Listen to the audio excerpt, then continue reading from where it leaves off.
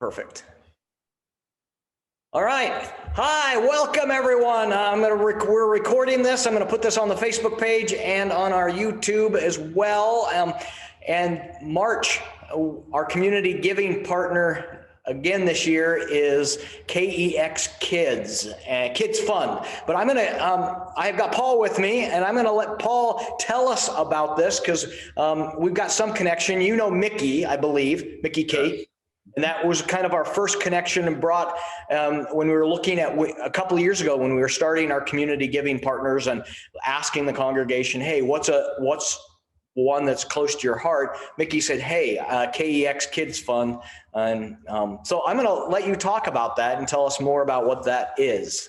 Well, Pastor Stevens, John, it's good to be back with you again. I have a special place in my heart for Zion Lutheran in Oregon City because if it's been 2 years, my time references are always bad, but your church, your congregation, because Mickey started this, is the only church that has been regularly supportive. I mean, the KEX Kids Fund has had regular supporters for 34 years, but you're the one church that we keep hearing from over and over again. I think we've been your monthly charity a couple of times, and then I think we received a couple of checks from you guys that weren't involved. I didn't know that. I just get a check for $170 from Zion Lutheran and go, great, we take care of another kid. And so the relationship, though not that many years, has really been fantastic. And I really have great feelings about you and Mickey and all your members. Kids Fund, for those who don't know, started in 1987 when this radio station, KEX, was looking for a charity to support or a cause to support. And Portland area teachers said that kids were getting falling through the cracks because they weren't seeing or hearing well, and their families didn't have the resources to take care of their vision or hearing problems. So we asked KEX listeners to support us through a Thanksgiving time pledge drive. They did so, and they've been doing so ever since. And it's just been fantastic, the ability to take care of children who have hearing and vision problems now in 17 counties of Oregon and Southwest Washington, and to know that those kids who almost always 100% of the time move from the back of the class to the head of the class once they're able to see and hear.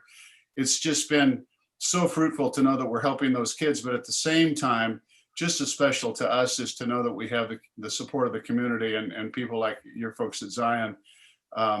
It's just great feeling. And of course, we can talk about how things have changed in the pandemic time because they really have. But the need is still there. And thanks to you, we're still meeting that need.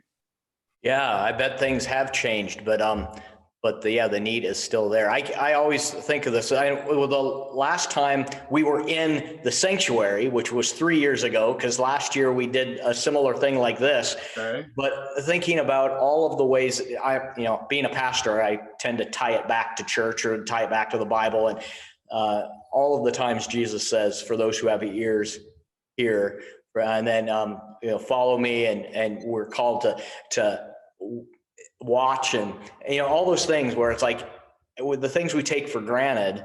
And I just the work, I remember when I was a kid and the first time where I couldn't see the board, and I got glasses when I was really young, first grade, I think. And then my younger brother got his in kindergarten. And I was thinking, if we didn't have the resources, if my parents didn't have the resources, the insurance, the thing to be able to do that, I mean, it would have changed my entire education outlook. And I'm so glad. Yeah. So glad you're doing the work. Well, and John, the other part that it's always such a, unusual thought to me is that a small child in kindergarten or in first grade may not know why he or she is not doing as well as the other kids. They have no idea that it's a vision problem or a hearing problem in many, many cases. And it's the teacher that understands that a child isn't keeping up with the other kids. Is that child seeing or hearing? And they have their own ways of making those determinations and then connecting with our program. But like you, I always think if you're a parent of a child with a vision or hearing problem, and boy, you're struggling to make the budget, especially in these times, maybe lost job, maybe your employer's closed shop, and you can't take care of a small solvable problem because you just don't have the dollars to do that, and it's preventing your child from thriving and keeping up with his or her peers, that would be a tough row to hoe.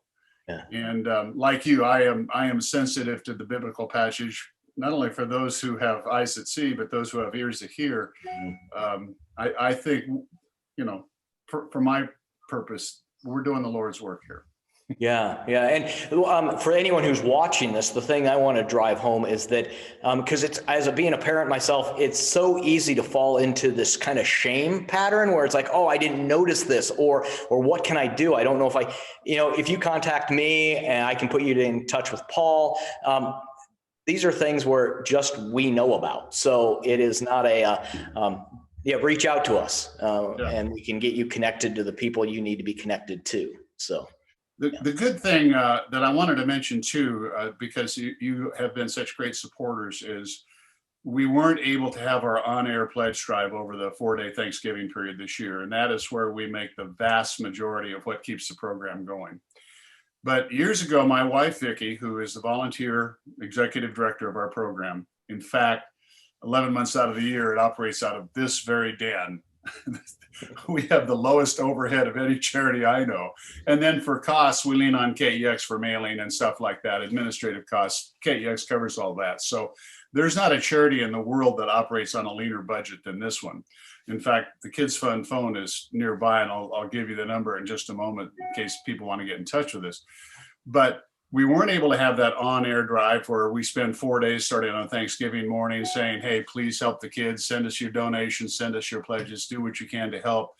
And I love doing that. We'd hear every Thanksgiving morning for one lady who would always say, put the turkey in the oven, write a check to KEX. That was her Thanksgiving morning. And we weren't able to do that this year because we couldn't bring volunteers into the building to answer our phone bank and so forth and so on. But years ago, my wife, Vicki, had the idea of sending out a reminder donor to all our reminder letter to all our previous donors. So we got the database, and with the help of our partner at the Oregon Lion Sight and Hearing Foundation, and they administer the vision side of our program, they send a letter we write to all former donors saying, hey, don't forget us this year. Please be with us.